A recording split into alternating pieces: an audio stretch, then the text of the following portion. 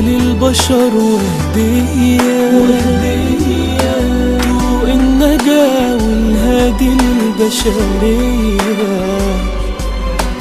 في كل حرف سواد بين السطور معجزات، في كل قصة جوا الكتاب فيها عظات. من الشيطان الرجيم. بسم الله الرحمن الرحيم. الحمد لله رب العالمين، والعاقبة للمتقين ولا عدوان إلا على الظالمين. أما بعد، السلام عليكم ورحمة الله وبركاته. Falnitenay manatitra ny arahaba omba pirarinso hoantsika rehetra mpanaraka tsy tapaka ny fahitalavitra ny viva, indrindra ianao izay manaraka ny émission islamique spéciale Ramadan izay resadresantsika mahakasika ny tantarany mpaminany Musa alayhi salam. Omaly atsika dia nahita ny ireo ayat at-tisa, izany hoe ireo proof mivaingana izay miisa sivy nomeny Allah subhanahu wa ta'ala any mpaminany Musa alayhi salam. Ary zany no taona farany izay nijanonany tao Egypta nandritra ny 12 taona izay niangaviny any Firaona alayhi lana mba hamoaka ireo bani Israel ary izotra any amin'ny ilay tany izay nampanantinany Allah subhanahu wa ta'ala azy ireo. Amin'ny andro anty kosa inshallah tsika hijery fomba ahoana no nivoahany bani Israel, satria Musa alayhi salam rehefa nandeha ny areti-koditra farany, izany hoe profarany mivaingana avy tamin'ny Allah subhanahu wa ta'ala, dia niteny Firaona manao hoe la inkashafta anna rijsa lanu'minanna laka wala nursilanna ma'aka bani Israel. Izany hoe raha ohatra ka esorin'ny tomponao aminay ilay areti-koditra izay mahazo anay zao ry Musa, dia izay mino anao ary tsy vitan'izany fa ho alefanay miaraka aminao ry bani Israel.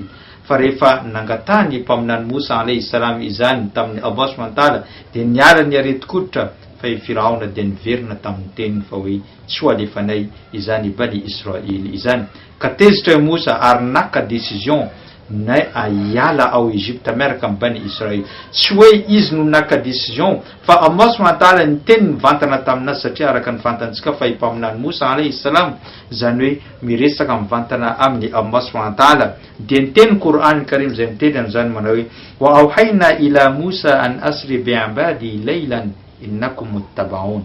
Nalefanay afatra tamin'ny Musa alayhi salam fa hoe afaingano ny fialanareo ao Egypta, afaingano ireo mpanompoko izany ireo bani Israel ao Egypta amin'ity alina ty laylan innakum muttabaun, satria nareo dia hoarany Firaona ary vonina Firaona handeha amona nareo amin'izany fotoana izany. Dia niazakazaka i Musa alayhi salam nampandreo bani Israel andaotsika hiala ato amin'ity alina ity. Tsy vitan'izany fa Firaona ihany koa dia naka décision amin'ireo miaramila fa hoe miomana ihany koa nareo fa tsika andeha nafika ny bani Israel ary tsy avelantsika hivoaka izy ireo ary enjentsika raha ohatra ka tratra vonoina avokoa izy ireo. Zay no nifarantsika omaly mahakasika ny tantarany mpaminany Musa alayhi salam.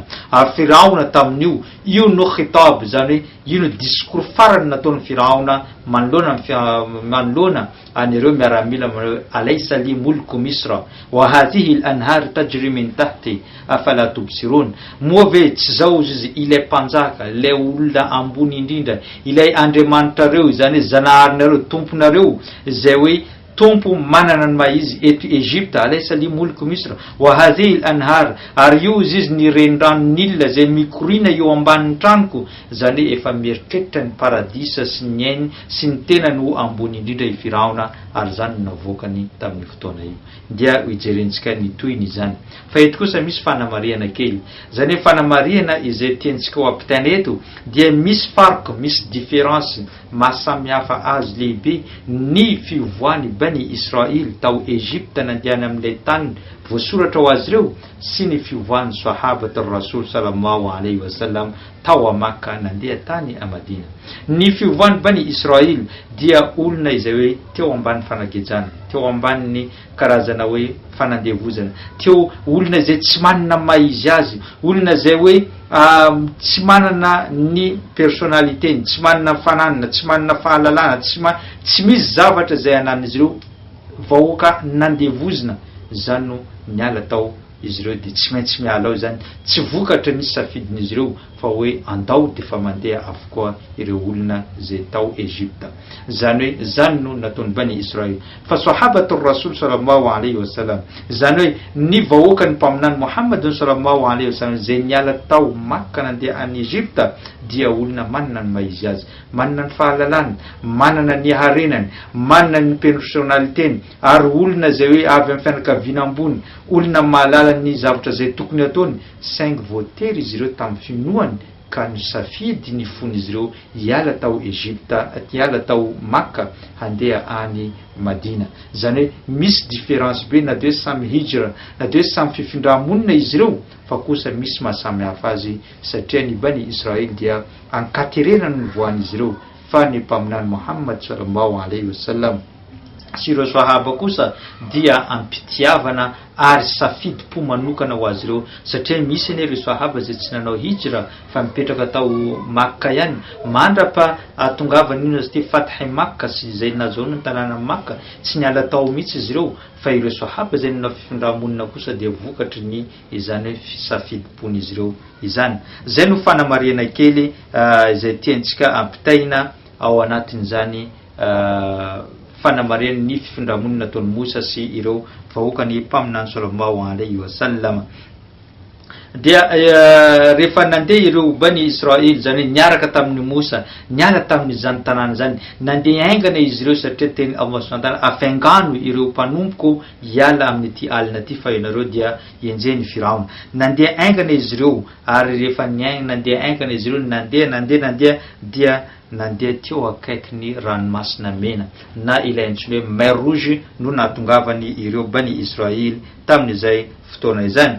Dia rehefa tonga teo izy ireo dia tsy hainy Musa inona na zay atao, zany hoe tsy hainy Musa inona no atao, ary tsy vitan'izany fa le bani Israel zay tsy manam-pinoana loatra, mbola niteny ihany koa zay tenen'ny Qur'an al-Karim manao hoe falamma tara al-jama'an qala ashabu Musa inna la mudrakun. Rehefa nandeha ireo bani Israel zay niala tao Egypta namakivaky an'izany raha mer rouge zany, anteo anatrehan'ilay mer rouge satria mer rouge teo alohany ary ataorina ndreto dia Firaona sy ireo miaramila. Rehefa nahita an'izany karazany hoe vovoka miainga avy any amin'ny chevalin'ireo miaramila Firaona dia niteny izy ireo falamma tara al-jama'an. Rehefa nahita an'izany vovoka sy ireo miaramila miara-mirodina handeha hamonjy an'izany hamonjy an'izany Musa alayhi salam zany, dia niteny ashabu Musa, niteny ireo bani Israel, inna la mudrakun, atsika dia ho tratra androany ary ho vonona, tsy misy zavatra zay azo ataontsika androany. Dia niteny Musa alayhi salam manao hoe qala kalla inna ma'iya rabbi sayahdin, tsy ahoy Musa, zaho dia miaraka amin'ny tompoko izay tsy maintsy anavitray amin'ity fotoan-tsarotra ity. Zany teny Musa zany ho antsika rehetra, raha ohatra ka tonga ny fotoan-tsarotra, tsy nisy fotoana zay sarotra mihoatra ny fotoana io tamin'ny fiainan'ny mpaminany Musa alayhi salam, satria raha jerevantsika tamin'izy mbola menamena zay nalefa ny reniny tao amin'ny tranony Firaona, dia mbola menamena iny dia afaka hoe manana famindram-po ireo Firaona sy ireo miaramilany zay hoe mbola teo ny vadin'ny Firaona, mbola tsy dia atahorana loatra ny fiainany tamin'izany fotoan'izany. Fa tamin'ity kosa miaraka amin'ireo izay mandeha 600,000 enetsy ny bani Israel hiala ao Egypta dia tonga teo amin'ny mer rouge, zany hoe Firaona sady tezitra, no sady vonona hamono, no sady nahatsary voafitaka ny taizan'ny Musa, nahatsary voafitaka tamin'ny nahatsary hoe voa tamin'ireo karazana profo maro samihafa zay nahazo azy nyoentin'ny Musa alayhi salam, tezitra dia vonona hamono ny Musa alayhi salam. Fa kosa Musa dia natoky any tompo Allah subhanahu wa ta'ala ka niteny inna ma'iya rabbi sayahdin. Rehefa niteny an'izany izy dia niteny Allah subhanahu wa ta'ala wa awhayna ila Musa an yudrib bi'asaka al-bahr fakana kullu firqatin kat-tawdil azim. Zany hoe tenenina nalefany Allah subhanahu wa ta'ala tamin'ny Musa hoe io tena izay mivadika bibilava tena amin'ny Firaona, io ihany no kapohanao ny ranomasina, fa rehefa kaponao ny ranomasina dia nizara anankiroa ny ranomasina. Zany nizara anankiroa ny ranomasina ka tao de la azim, ohatra ny tenombohitra lehibe ny ranomasina anankiray sy ato ambadika ka nandalo ny zotra moramora tamin'iny ireo bani Israel tamin'izay fotoana zay. Ary Allah subhanahu wa ta'ala mbola niteny ihany koa manao watrukul bahra rahwan innahum jundum mughraqun. Mbola niteny tamin'ny Musa alayhi salam tamin'ny fotoana hoe utrukul bahra, avelanareo ohatran'io ihany ilay ranomasina, satria Musa alayhi salam rehefa niala teo ka nandeha niditra na zany hoe tafapita tany amin'ny toerana hafa izy dia saika andeha hikapoka ilay ranomasina, dia Allah subhanahu wa ta'ala niteny manao watrukul bahra, avelanareo ny ranomasina rahwan, avelanareo tahaka ny nandehaninareo teo ihany, innahum jundum mughraqun, satria Firaona sy ireo miaramila dia horendrika amin'ity androany. Ka inona zavatra zay napiditra Firaona tamin'io? Firaona tamin'ny voalohany dia nino fa Musa alayhi salam dia olo marina, fa rehefa nandeha miverimberina ireo karazana hoe faminaniana fahagaganana ity Musa dia niverimberina tao anatin'ny sain'ny Firaona ihany koa fa ity Musa ity dia mpanao magia, olona tsy marina, mpamadika ny saim-bahoaka. Dia rehefa niteny an'izany dia mbola nahita ihany koa ny ranomasina zara anankiroa, dia iteo izy nino fa hoe mpanao magia marina i Musa alayhi salam, ka niditra niaraka tamin'ireo miaramila izy, niditra tany amin'ny ranomasina izay nisaraka anankiroa.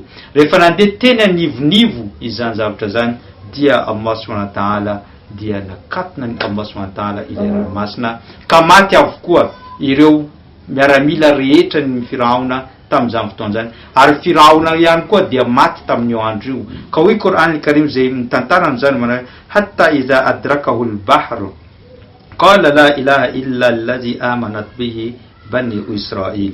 Izy dia niantsoantso mafy rehefa tonga teo amin'ilay onjan-dranomasina, ka niteny izy hoe la ilaha illa alladhi amanat bihi bani Israil. Zany zao izy mino fa tsy misy tompo afa azo tompona afa-tsy ilay tompo zay nitompoin'ireo bani Israil, dia tompo Allah subhanahu wa ta'ala zay noentiny Musa. Zany hoe izy tamin'ny farany rehefa rendrika dia nahatsaro ary niteny zany la ilaha illa Allah zany. Fa teo kosa mba vokatra ho fanomezam-boninahitray azy ihany tamin'ny fitenenany la ilaha illa Allah, na dia tsy tavy ampony loatra izany, dia teneniny Allah subhanahu wa ta'ala manao hoe falyawma nunajjika bibadanika litakuna liman khalfaka aya.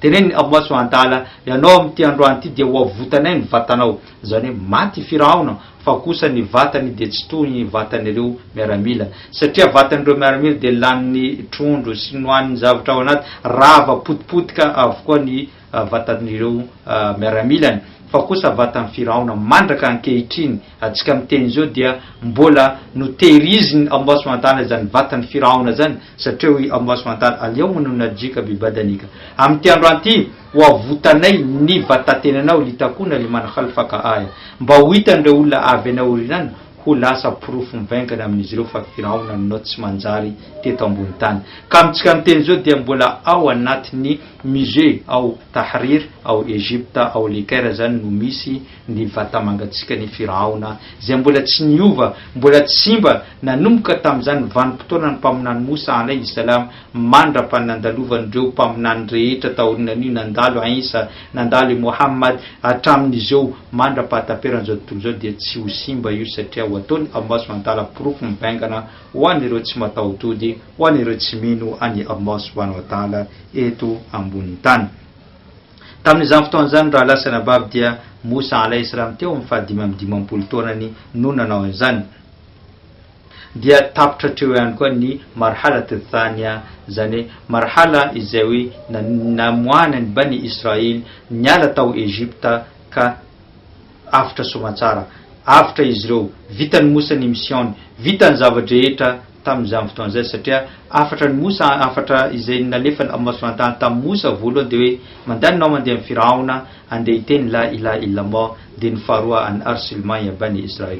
Tapitra zavatra anankiroa tanteraka ny Musa alayhi salam izany rehetra zany, fa kosa tadidio tsara mbola misy ny marhala zay farany zay iainany Musa alayhi salam, zany mbola misy ambaratonga farany zay iainany Musa alayhi salam, tsy inona izany fa kosa ny famolavolana amin'izay ireo bani Israil, satria izy ireo teo aloha dia andevo, olona tsy manana maizy azy, olona izay hoe ambany fisainana, tsy manana an'izany karazana fahalalana izany, norarana tamin'izy ireo fahalalana, zavatra rehetra dia mamnon, zany hoe interdit tamin'ireo bani Israil. Ka tavela Musa folo taona farany dia miaina miaraka amin'ny Bani Israely, mamolavola azy ireo mba hanana imana, mamolavola azy ireo mba hanana maizy azy, mamolavola azy ireo mba hanana harena, mamolavola azy ireo mba azo an'izany karazana fahalalana sy ny zavadrehetra zay tokony ilain'ny olombelona teto ambony tany izany. Ka tamin'io ihany koa Musa alayhi salam rehefa tonga niala tamin'io mer rouge dia tonga teo amin'ny toerana anankiray izy ireo. Rehefa tonga tamin'io toerana anankiray dia teo Musa niteny tamin'ireo vahoakany hoe fa zao andia iverina iona amin'ny Allah subhanahu wa ta'ala. Zany hoe iverina iona amin'ny Allah subhanahu wa ta'ala. Amin'ny fomba ahoana dia niteny Allah subhanahu wa ta'ala ao anatin'ny Qur'ani al-Karim manao hoe wa wa'adna Musa 30 laylatan fatmamnaha bi'ashrin fatamma miqatu rabbihi 40 layla. Dia niteny Allah subhanahu wa ta'ala rehefa avitra reo Bani Israely dia nantsonay Musa alayhi salam mba iona amin'ny Allah subhanahu wa ta'ala mivantana izy amin'ny fotoana io, dia zany iona anome karazana hoe ireo karazana fotompinoana sy ireo zavatra maro omenany Musa alayhi salam izy reriany. Eto dia homariako atsika zany dia misorany Allah subhanahu wa ta'ala ho tafiditra tao anatiny vahoakany mpaminany Muhammad sallallahu alaihi wasallam. Satria inona antony? Satria tamin'ity lasana bavina ato anatin'ny finoana Islam dia Musa alayhi salam izy reriany no nantsony Allah subhanahu wa ta'ala nandritra ny 400 andro. Io 400 andro tao izy dia tamin'ny atoandro izy dia nanao ny siyam fifehezana, ary amin'ny alina izy dia nanao an'izany karazana qiyamul layl sy ny zavadrehetra izy reriany. Eny fa hatramin'ny raha lany Harona aza dia tsy nahazo an'izany chance niaraka tamin'ny Musa nandeha an'izany fifehezana sy izany fionana amin'ny Allah subhanahu wa ta'ala zany. Fa atsika kosa vahoakany mpaminany Muhammad sallallahu alaihi wasallam tsy navany fa rehefa tonga amin'ny fifehezana dia naseho nifeny niaraka tamin'ny mpaminany Muhammad sallallahu alaihi wasallam. Ary rehefa tonga ny qiyamul layl rehefa amin'ny alina atsika dia tsy navelany niaraka tamin'ny mpaminany nanao an'izany, ary tsy navany mihitsy ho an'ny natokana ho amin'ny mpaminany irery any ny fifehezana sy ny fanaovana soara amin'ny alina, fa nalefany ho an'ny vahoaka Muhammad sallallahu alaihi wasallam. Fa ireo Bani Israely kosa dia mamnon interdit amin'izy ireo izany fa nomenany Musa izy irery any ny fifehezana nandritra ny 400 andro sy ny fanaovana an'izany qiyamul layl nandritra ny izany 400 andro. Musa izy irery any eny fa hatramin'ny raha lany Harona aza dia tsy nahazo an'izany fotoana izany. Ka rehefa tonga tany i Musa alayhi salam dia nomeny Allah subhanahu wa ta'ala an'izany karazany at-Taurat as-Suhuf, zany hoe ilay boky masina Taurat sy nahazo didifolo izy tamin'izany fotoana izay, ary didifolo izay entina amolavola ny Bani Israely tamin'izany fotoana izany. Ka io zany no antony nilainy Allah subhanahu wa ta'ala ny Musa taoriany ilay mission ngeza indrindra nataony nanala ny Bani Israely tao Egypta tonga teo amin'ny toerana io dia nomeny mission. Inona ny mission? Dia hoe nitondra izany Taurat izany hoe didifolo zany mba handeha amalavala ihany koa anireo Bani Israely mba ahafany izy ireo miaina tsara eto ambony tany. Inshallah rahampitso dia misy fandaharana, fandaharantsika zany dia mitohy rahampitso fa kosa hitantsika rahampitso ilay antsoina hoe fitnat as-Samiri, zany hoe ny fitna lehibe, ilay karazana hoe fikorontana-tsaina lehibe noentiny lehilahy antsoina hoe as-Samiri nandritra ny 400 andro tsy nateo amin'ny mpaminany Musa alayhi salam. Satria rehefa Musa alayhi salam andehany dia niteny tamin'ny Harona izy hoe ukhlufni fi qaumi, aokanao hijanona hipetraka manoloana anireto vahoaka reto fa za kosa andeha iona amin'ny Allah subhanahu wa ta'ala. Zany hoe hitantsika nandritra ny 400 andro dia ny famadiany as-Samiri anireo vahoaka Israeliana ka lasa nanompo sarivongana anankiray izy ireo tamin'izany fotoana izay. Inshallah hitantsika rahampitso izany fitnat as-Samiri izany. Fa tamin'ity androany ity kosa dia misotranao nanaraka an'izany fandaharana zany hatramin'izao fiafaran'izao ary manome fotoananao ho amin'ny rahampitso indray. Wassalamu alaikum wa rahmatullahi wa barakatuh. بالله رب العباد سواه يبقى لنا طارق نور وخير لكل الحياة. قرآن كريم هدى للبشر وهدية ضوء النجاة والهادي للبشرية.